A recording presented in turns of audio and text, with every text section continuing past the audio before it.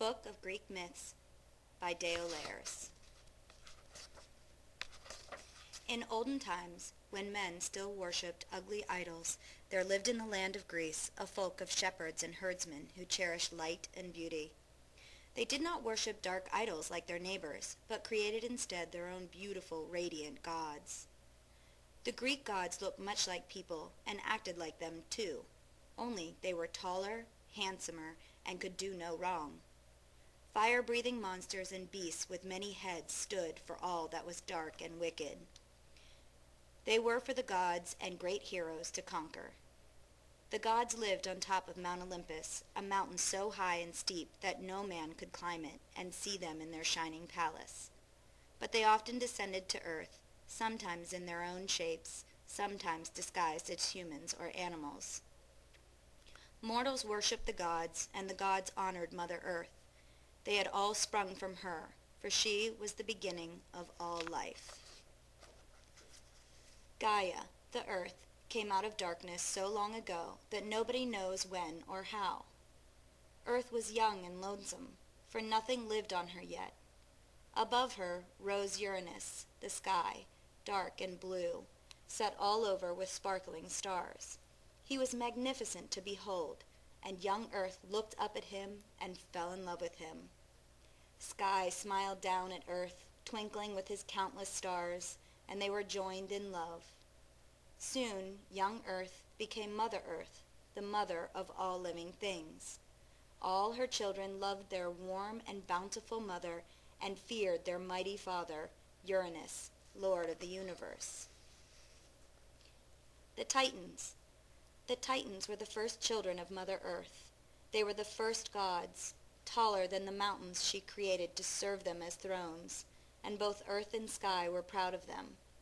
There were 6 Titans, 6 glorious gods, and they had 6 sisters, the Titanesses, whom they took for their wives. When Gaia again gave birth, Uranus was not proud. Their new children were also huge, but each had only one glowing eye set in the middle of his forehead. They were the 3 Cyclops, and their names were Lightning, Thunder, and Thunderbolt. They were not handsome gods, but tremendously strong smiths.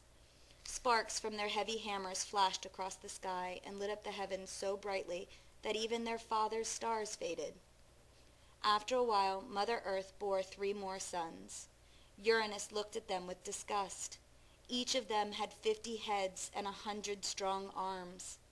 He hated to see such ugly creatures walking about on lovely Earth, so he seized them and their brothers, the Cyclops, and flung them into Tartarus, the deepest, darkest pit under the earth.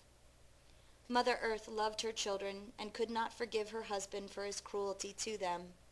Out of the hardest flint she fashioned a sickle and spoke to her sons, the Titans. "Take this weapon, make an end to your father's cruelty, and set your brothers free." Fear took hold of the 5 Titans, and they trembled and refused. Only Cronus, the youngest but the strongest, dared to take the sickle. He fell upon his father. Uranus could not withstand the weapon wielded by his strong son, and he fled, giving up his powers. Mother Earth made Pontus, the boundless sea, her second husband, and from this union sprang the gods of the watery depths. And from her rich ground grew an abundance of trees and flowers, and out of her crevices sprites, beasts, and early man crept forth. Cronus was now the lord of the universe.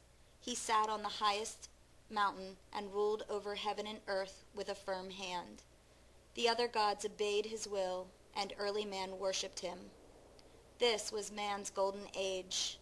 Men lived happily and in peace with the gods and each other. They did not kill, and they had no locks on their doors, for theft had not yet been invented. But Cronus did not set his monstrous brothers free, and Mother Earth was angry with him and plotted his downfall. She had to wait, for no god yet born was strong enough to oppose him. But she knew that one of his sons would be stronger than he, just as Cronus had been stronger than his father. Cronus knew it too, so every time his Titaness wife, Rhea, gave birth, he took the newborn god and swallowed it. With all of his offspring securely inside him, he had nothing to fear. But Rhea mourned. Her 5 sisters, who had married the 5 other Titans, were surrounded by their Titan children, while she was all alone. When Rhea expected her 6th child, she asked Mother Earth to help her save the child from his father.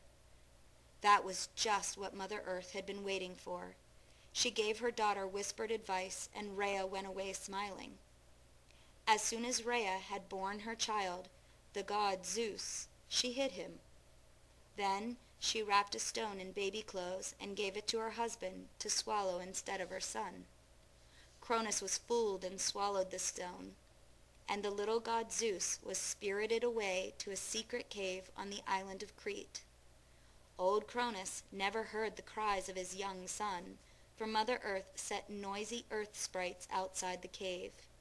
They made such a clatter, beating their shields with their swords, that the other sounds were drowned out.